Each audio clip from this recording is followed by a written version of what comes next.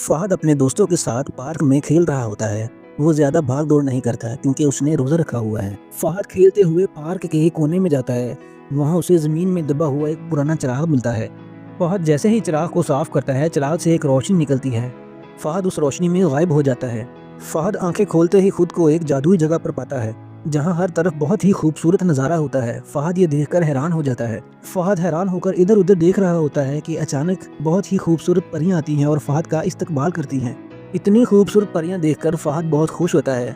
फहद परियों से पूछता है ये कौन सी जगह है। परियां फहद को बताती हैं कि ये परिस्तान है। परियां कहती हैं आओ तुम्हें परिस्तान की सैर करवाएं।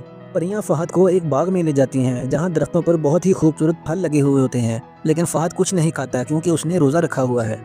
परियां फहद को एक नहर दिखाती हैं जिसका पानी कौसे कज़ा के रंगों की तरह चमक रहा होता है।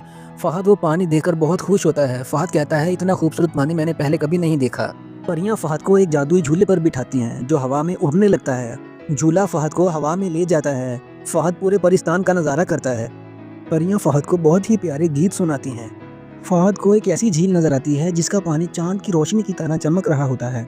परियां फहद को पानी में जाने का कहती हैं। फहद मना कर देता है। फहद कहता है नहीं, मैंने रोज़ा रखा हुआ है। फहद एक हैरत अंगेज पुल पर चलता है। वो जैसे जैसे कदम बढ़ाता है नीचे से पुल खुद ब खुद बनता जाता है। फहद परियों के किले में दाखिल होता है जहाँ हर चीज़ चमक रही है। वो महल की खूबसूरती देखकर दंग रह जाता है। फहद महल के दूसरे दरवाजे से बाहर निकलकर देखता है एक बहुत ही खूबसूरत गोल्डन बाग होता है जिसके दरख्तों पर सितारे लटक रहे होते हैं। बाग में परियां फहद के आने की खुशी में बहुत ही मधुर आवाज़ में गीत सुनाती हैं। फहद वो गीत सुनकर बहुत खुश होता है।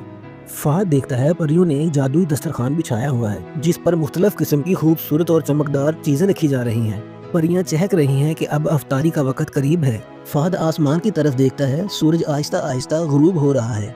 जैसे ही अजान होती है फहद बिस्मिल्लाह पढ़कर खजूर खाता है और परियों के साथ मिलकर जादुई खाने से अफ्तारी करता है। फहद अफ्तारी करने के बाद परियों का शुक्रिया अदा करता है और कहता है कि अब उसे वापस जाना होगा। परियां फहद को एक स्टार गिफ्ट करती हैं जो हमेशा चमकता रहता है। परियां उस जादुई चिराग में दोबारा से रोशनी डालती हैं। फहद की आंखें बंद होती हैं। वो अचानक से अपने घर आ जाता है। फहद ये देखकर हैरान हो जाता है और बहुत खुश भी होता है। फहद अपने दोस्तों को परिस्तान के बारे में बताता है। उसके दोस्त यकीन नहीं करते। फहद सोचता है शायद कोई ख्वाब था। फिर अचानक फहद को याद आता है। वो अपनी पॉकेट में से एक स्टार निकाल कर दोस्तों को दिखाता है। सब दोस्त स्टार की रोशनी देखकर हैरान हो जाते हैं। रात को फहद की जेब में रखा सितारा चमकने लगता है। उसकी रोशनी फहद के दिमाग में जज्ब हो जाती है। फहद अपने आप को पहले से ज्यादा ज़हीन महसूस करता है। अगले दिन स्कूल में फहद हर सवाल का जवाब फौरन देने लगता है। सब दोस्त हैरान हो जाते हैं कि फहद इतना ज़हीन कैसे हो गया। फहद मुस्कुराता है और कहता है बस थोड़ी मेहनत और जादू। इम्तिहान में फहद हर सवाल आसानी से हल कर लेता है।